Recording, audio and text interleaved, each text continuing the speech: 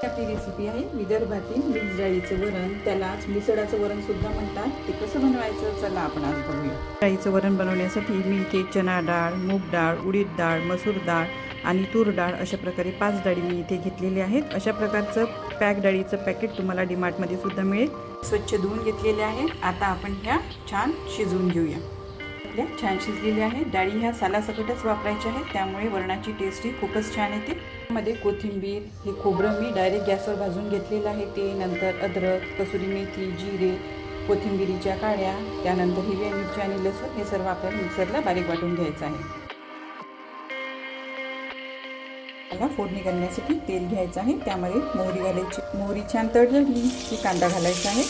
कांदा लाल होऊ द्यायचा आहे. कांदा लाल झाला, आता आपल्याला हे वाटण घालायचं आहे. कट केलेला टोमॅटो यामध्ये घालायचा आहे. मिक्स करून घ्यायचं आहे. शिजवलेलं वरण आपल्याला यामध्ये घालायचं आहे. हे सुद्धा ॲड करायचं आहे. मसाला घालायचा आहे.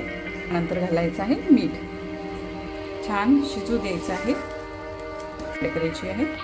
प्रकारे रेडी आहे आपलं खमंग असं मिसळाचं वरण. तुम्हाला जर ही माझी रेसिपी आवडली असेल तर नक्की लाईक करा आणि माझ्या चॅनलला सबस्क्राईब करा.